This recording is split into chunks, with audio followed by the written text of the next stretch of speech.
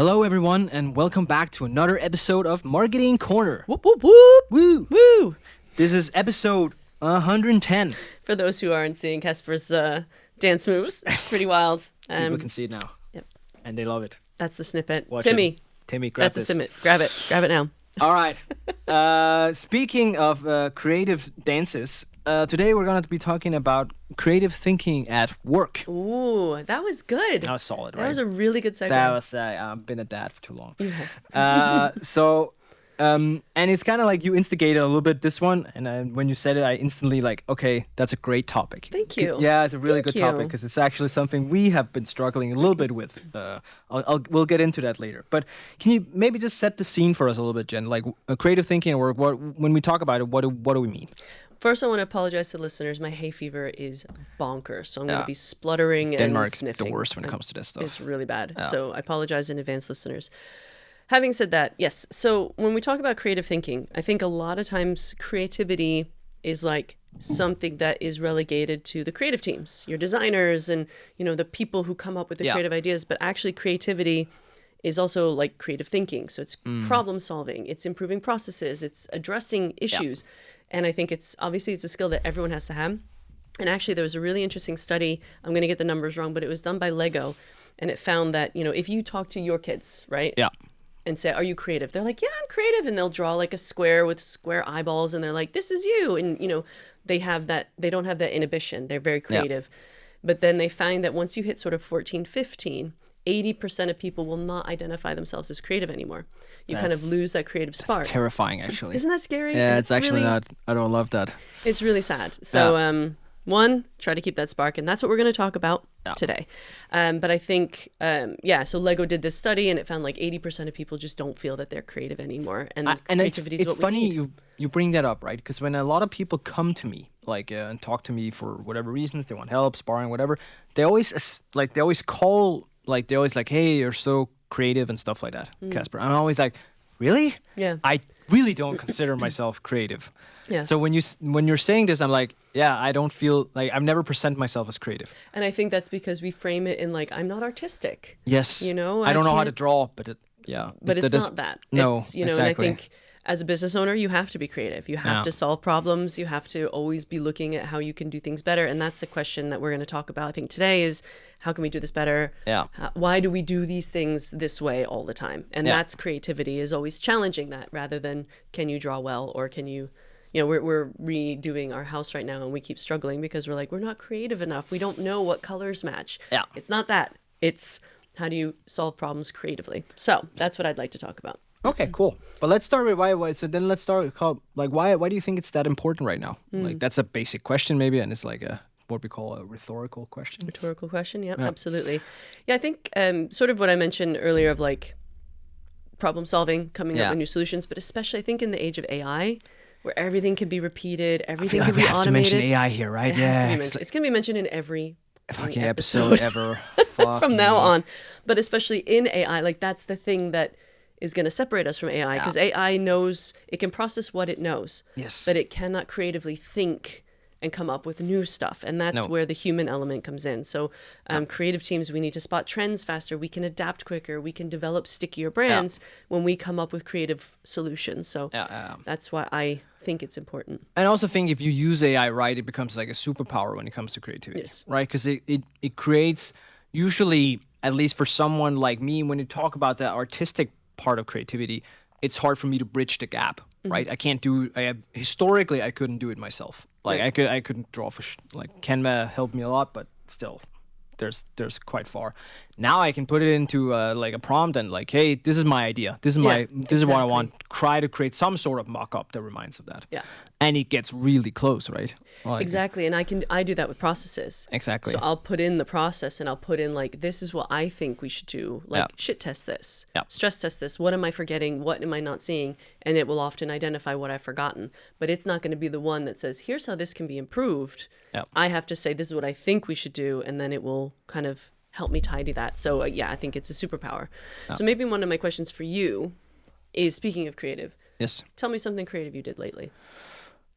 Ooh, but again, or your team.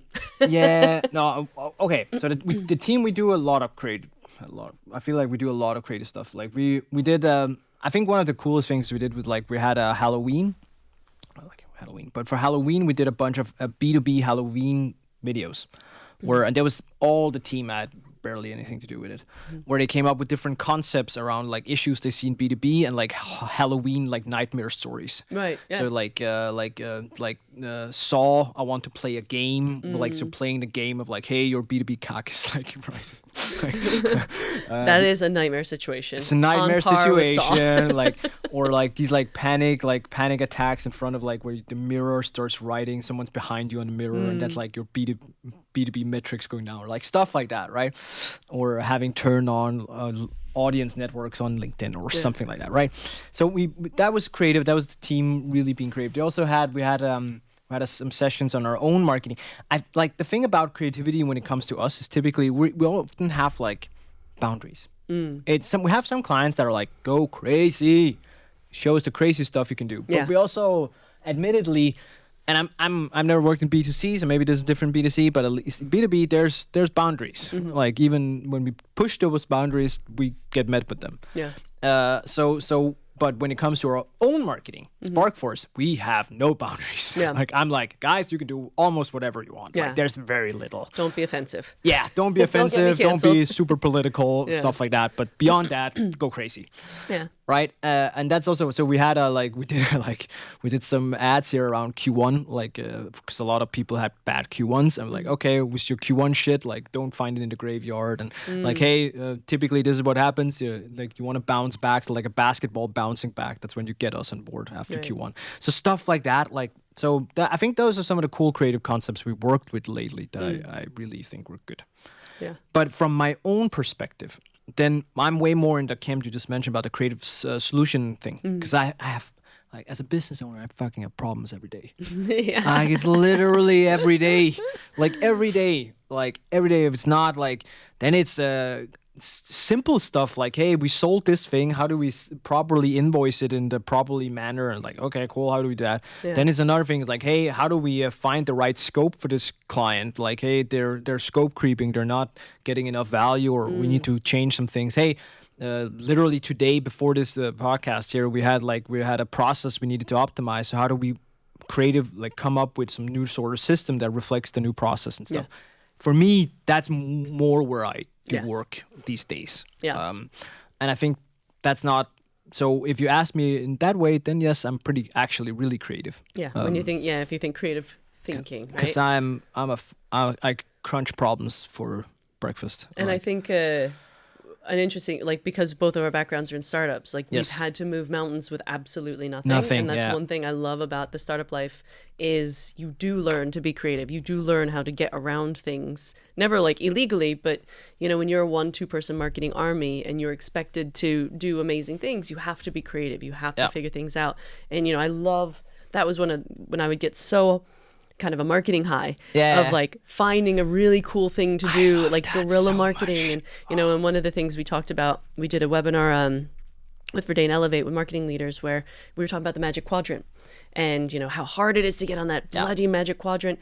And one of the things that I did, which I was very proud of, is when I knew who was on it, I would just bid on their names. And I would do competitor bidding because I know once you're on it, people are going to be searching for you and I'm going to turn up right next to you. And so that's kind of like, okay, I didn't make the magic quadrant because I don't have $45,000 a month to spend on it or whatever it is. Another day. Yeah, that's a different podcast episode.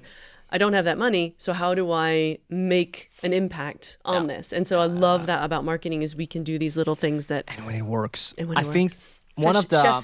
Chef's kiss is like one of my favorite eureka moments. And don't get like, this is like for everyone listening, if you're not aware of it, this is the moment where you go like, Eureka! Have you ever seen like Interstellar? That's actually the first time I really saw it, where she goes like, where she solves the like equation part, and like she goes Eureka, and she shouts it out. Anyways, that's an Eureka moment, right?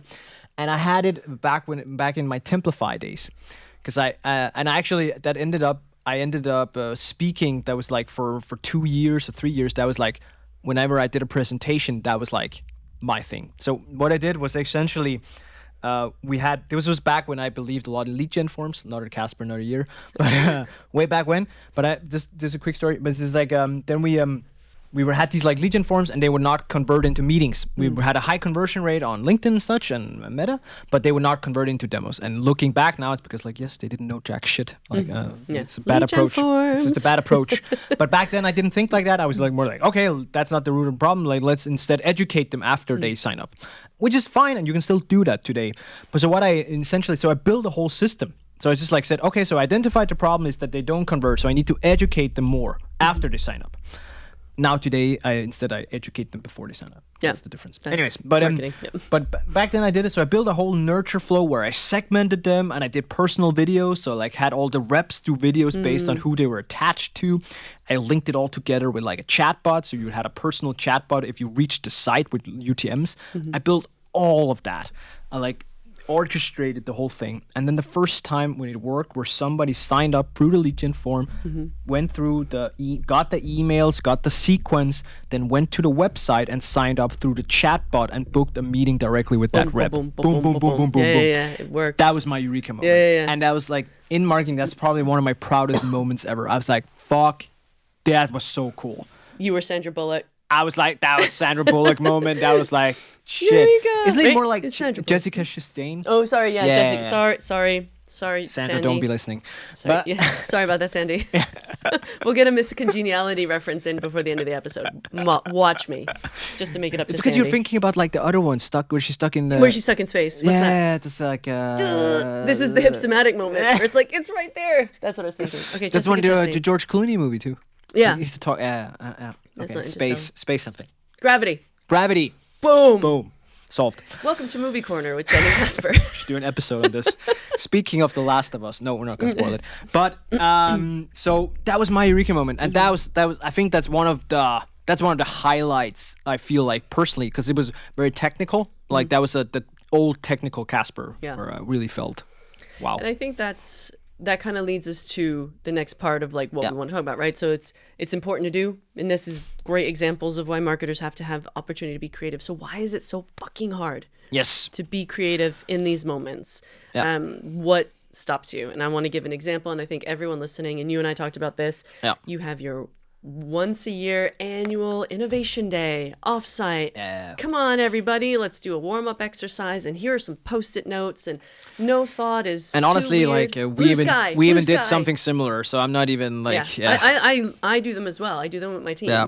But it was only until like thinking about it and preparing for this episode, I'm like, why does that never work? Like you have this wonderful day, all these wonderful, like a stack of Post-its. Yeah. And it's you usually get pretty handed them. fun. It's fun. People feel energized. You leave going, yes. But the problem is typically it doesn't lead too much, right? Exactly. Why? Yeah. That's my question. We What do you actually, I don't want to toot our own horn. That's you can say that, right? Yeah. Here, but we did that. So we did exactly that, and then what we did divide us into groups. So we had all these Post-its, and then we had some. The way we did it, that was really smart. A lot of credit to Amanda, one of our growth leads, who kind of led this whole process. But what she did was essentially, so we set up our OKRs for the whole company, and that was kind of the leadership. Like these are the big ones. Then we identified like within each overarching OKR, here are the minor ones, and then within each one we identified what are the core things that will help us solve this. And then and that's when we got the whole team to be creative. Like, what can we do? Then we mapped out all these things, and then we grouped them into different categories. And then we attached, and then people could attach themselves to one of them. Only one. That sounds like the OKR ish framework that I invented for Automundo. Did you listen to that episode? I listen. I pay attention. You were a listener. Yeah. Yeah, I listened to Jen. Right? I heard it here. I listen. You do. So do. No. I listened. But it sounds like you've adapted it really well to your business. Yeah. And then now these 9 ideas now, and literally today for each team had to present their ideas and the progress on these ideas. These are not they're not the main drivers of the OKRs, but they're like out of like ideas that we want to try, that we want to drive forward. That are other creative initiatives, creative projects, right? And that I think addresses one of the reasons these usually fail is there's no ownership. Yes. No one owns it. It's just like, thank you for your Post-its. Go be creative. Yeah, right. Exactly. So now you have given ownership, and you've kind of. And I think that's one thing I want to bring up, because that's one of the things we've found challenging, and I would love to hear your take on this actually. So we're an agency, right? And we do a lot of creative work. Don't get me wrong, but we're not a creative agency. We're not like you don't go to us if you like. You don't. Coca-Cola is not gonna call us and be like, "Hey guys, we want the rebrand," and like the whole thing. I would love it. Coca-Cola, please call me. That would be cool. But that's not a good fit. Yeah. That's not. So we're not the creative agency. We don't have a million creative people, but we still have a bunch of clients that want creative work, and we do have a lot of creative people hired. But we found that initially that sometimes then we book these sessions and then we just go into a room, and this is what we did in the beginning. We're changing this now and updating it, but now we went into a room and was like, okay, now we be creative. Go be creative. And then go, and everyone looks at each other like, so how do we do this? We found a process now, and I can talk about that later. But it took us a while to get there. And one of the things I got feedback was that our environment was not made for creativity. Interesting. That was really interesting, and that's something whenever someone said it, it was like, that makes sense. We're sitting in a white room with one whiteboard. Yeah. Like there's be creative. 1, 2, 3, be creative. Go. Let's go. Yeah. Like there's no couches. There's no different colors. There's no other vibes that could get your mind thinking about other stuff. So your mindset doesn't travel well enough. And then suddenly, and we didn't have enough time because we're busy. So we didn't book enough time for us to really get it. Yeah, and those are two things also that I've seen. One is the space, and there's like, we rented when I was at Dixa, we were trying to do a creative day like this, our annual creative day, and I rented a space that had like swings and colorful boxes, and really great ideas came out of it, but then again, no ownership, and everything kind of fizzled out at the end. But then the other one is time, because I find that I can't just go from meeting, okay, now it's time to be creative. You have to kind of ease into it. You kind of have to be in that right mind space to start. Mind space? Is that the right word? Mind frame. Yeah. To start thinking outside the box. Exactly. And it's so many times it's like, now it's creative time. Let's go, people. And you kind of, and you can't really flip it on and off, right? It comes or it goes. And I think it's for someone like me, and I think my team struggles with it. They don't have it as bad. I have a lot of back-to-backs. Right? Like some days I have way too many meetings. It's a different problem. But my point is, it is so hard to transfer. Like just before, like I had lunch just before we did Marketing Corner. Before that, I had a quick session with someone like on a different project. Then I had a client session, quick one-to-one. Then I had a client weekly about data and performance. And after the Marketing Corner, I have to look at a process internally. Like, ugh. And then imagine I had a creative workshop on top of that after that. Like transitioning there, like at least for me, that's I struggle with that. And I think that brings us actually quite nicely, now that we're kind of at the halfway point of like, what do you do? Like, how do you build creative thoughts? And this is, again, one of the things that I do now is I don't book a full hour. I always book 45 minutes with someone. I figure I can get, and then I have that 15 minutes to just like decompress, think, maybe make some notes or whatever, and then go on to the next thing.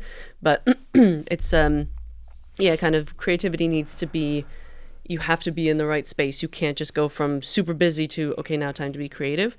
And another thing that I have done successfully in the past is I kind of dedicate a day to have no meetings. So at Onomundo, it was Thursdays. I'm trying to bring that here. It's a little bit different because I'm not in charge of the team where I work now at Verdane. So at least at Onomundo, I could be like, everyone, no meetings on Thursdays. Here, I have to kind of adapt. But having a day where I don't have meetings really gives me that space, and I like to write things out. I have a whiteboard at home, those plastic sheets that you could put up on the wall. Exactly. And that really helps. Those are the days, and I used to get made fun of in a nice way at Onomundo, because on a Friday I'd come in and be like, right guys, I have this, I have a way we can improve this. And it kind of became a thing of like Jen's brainstorming Thursdays, you know? That's good. But I need that space. And so those are two ways that I've kind of managed to try to find time to be creative and think creatively. There's no secret. Like it's the same for me. I don't do my best creative work during the day. I do it in the evening. Yeah. By far. Like and that has some benefits, but also some drawbacks. The drawback, of course, is that I'm not with my team in the evening. Yeah. So in the evening I'm sitting alone, and sometimes my wife is watching a show, and then I'm like, that's my head starts spinning or something. Yeah, I have a notepad, and I'm exactly. That's where and when I go for walks, typically like walks have always been great. Yeah, just like in my day to day, I unfortunately don't have too much time for just like go for walks without purpose, right? Per se. So those are the kind of things I do. What we found to be the case, like to help us a lot, is also to really be specific about what it is you're trying to be creative about. Because like sometimes, like if you go, and don't get me wrong, like sometimes you just need space to just think about everything. Yeah. Right. But sometimes it's like, hey, this is the client. This is the product. Yeah. This is the value propositions. This is the persona. This is the ICP. So if you have all of these things in place and people have had a chance to consume that and look at that and think about that beforehand, then when you put them in that room, it doesn't take as long to get the juices flowing because they already have some stuff. They have some thoughts. So what I found, like, instead of putting in that creative workshop or whatever thing, when you do put that in, technically still, but you preface it by like almost a week or sometimes even more time before, so people they mull something over. They probably already have an idea, and then they all bring that one idea, and suddenly you're sitting with 6 ideas or something, right? Yeah, and that's a better, more productive way of going, rather than like, give us your ideas, put it on a post-it. It's like, here are 6. Let's figure out, let's do an ICE score or something to prioritize what we're going to do and why. And that was also one of the reasons I also think that we struggle with this creative processes is it's very rare that they're tied to business goals. Yes. So by tying them to business goals. So there's a book, I have not read it, but I listened to a podcast about it. And I think I would love to read it though. It's called A Year of Creativity by Catherine Jacob and Sue Unerman. And it basically outlines 52 things you can do. So the idea is that you do it weekly. Okay. For a year, because that's the other thing, right? Don't do a one annual year of being creative. You need to actually, one of the things they said in the podcast, which I thought was interesting, is like, if you want to become a better runner, you need to run and you need to work on it. It's the same with creativity. It's a muscle that you need to train. So doing it weekly. So things, I'm just going to share some of the tips from the book and we can talk through them. So we talked about making sure you spend time. So making sure you have time available to be creative. And it tends to be when you're on a walk, when you're out staring out the window, you know, it's not something you can schedule in your day. So you have to kind of let your brain drift a little bit. So that's one thing. One that I thought was really interesting is to ask yourself, what would we never do as a company? Like list out the things that you would never consider for your company and then say, why not? So like almost like a root cause analysis. So we would never be B2C. Why? And then almost playing your own devil's advocate. Exactly. Right? And then you do like a root cause analysis. Shout out to Bruno Leiti, my buddy from Onamundo, who used to do this a lot. But ask why, and eventually you get to the reason why you don't do this. And maybe in some cases it's like, and that makes sense. And maybe in other cases you're like, that is weird. Why do we do that? That's a good point. So I think that's a really interesting take of asking why. Why don't we do this? Why is it that we're entrenched in this way of doing things? I like that. That's really, really good. Yeah. So the one, if you started from scratch. Yeah. So essentially you try to rethink a process or a campaign as if you were launching it today, like doing it re-over, right? Yep. So you strip away all the old habits and ask, why do we even have it this way? Again, that kind of root cause. It's kind of like the same kind of principle where you're asking why. Why are we doing things this way? I think I like that. I've never done it like that. Let me put it like this. I've never framed it like that before, but it does make sense in my world to do it like that way. And I think in these sessions, right, you said devil's advocate. I think it's really important to have someone who is kind of the pain in the ass in the room, who's like, why do we do it like this? But why do we do it like this? But why?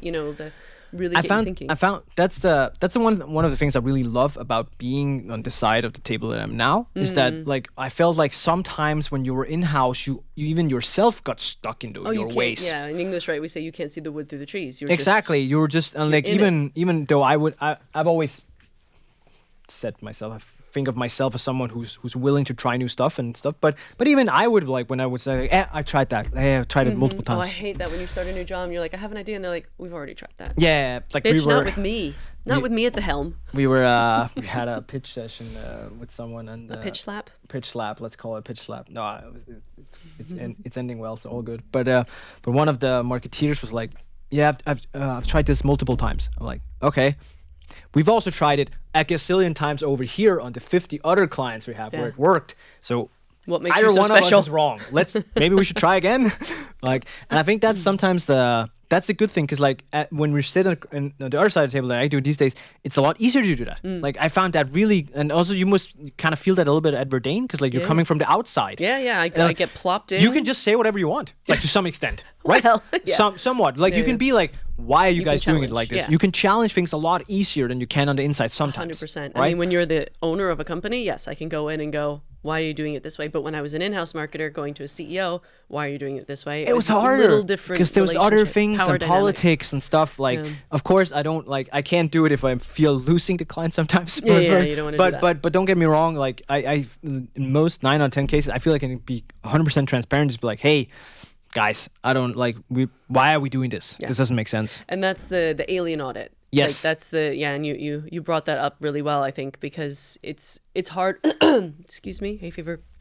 It's hard when you're inside to look at it and go, like, from an external. And I'll give an example. I'm working with a portfolio company now that have brought me in to help find their CMO. Yeah. And the reason I'm here is because I'm not on the board and I'm not meeting with them every day. And I have an objective view. I can go in and I can go, okay, this person's really good at this. This person's really good at that. And it's having that external pair of eyes. And that's where an agency is a really great resource for that, or having a consultant or at least it's a new set of eyes, right? Like, why do you do it this way? That part I wasn't recognizing as well before I was an agency as I do now. That part I really like. That's really powerful. It's super interesting too. It is really powerful. That definitely brings something to the table you're not getting elsewhere. Exactly. Like, so we're running out of time. We are. Let's talk a little bit about creativity with teams. Yes. And then we'll be wrapping it up.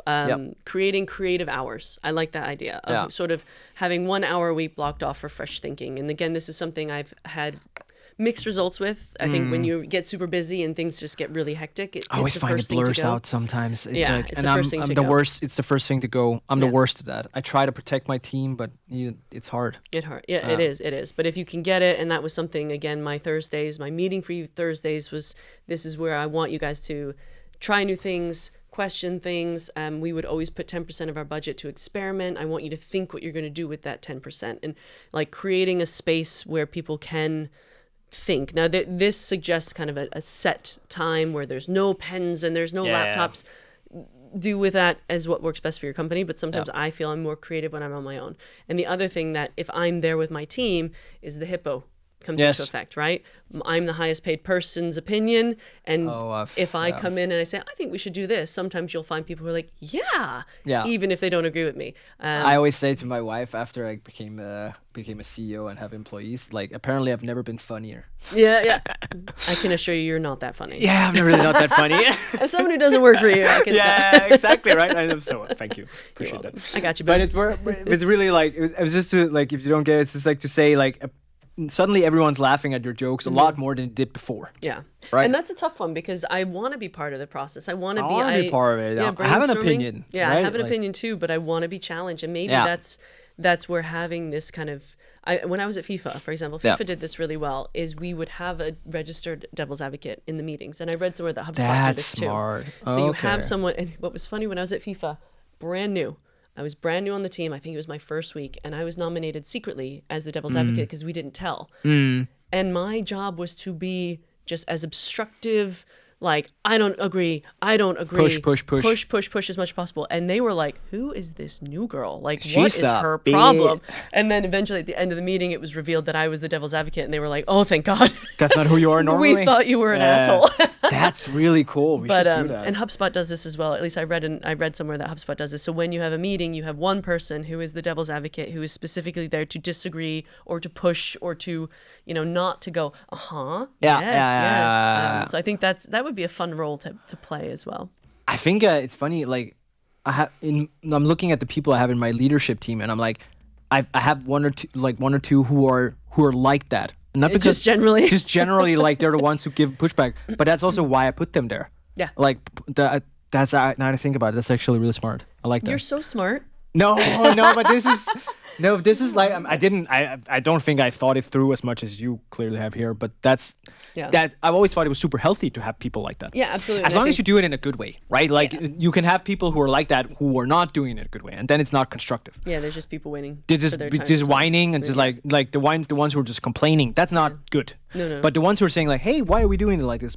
Have you thought about doing it this way? Yeah. Right. The ones who are like challenging you. That's super healthy. Those are the people you want. And also, I think you have to be the kind of leader who is open to being challenged. You have to accept it. Both worked for people who are not open to being challenged. And then you go down a wrong path, and you kind of you become a yes man. Yes. Oh God. So I think leaders be open to feedback and nominate maybe a devil's advocate in that room to always just, have we thought about this? Have we thought about that? One thing I want to just briefly bring up is like, in order for creativity to thrive, you gotta accept mistakes. So Yes. owning up to failures. That's at least one of the things I found. Learnings. Learnings. Yes. Let's not call them failures. Yeah, Let's exactly. Call them Learnings. You're Yeah, yeah. duly noted.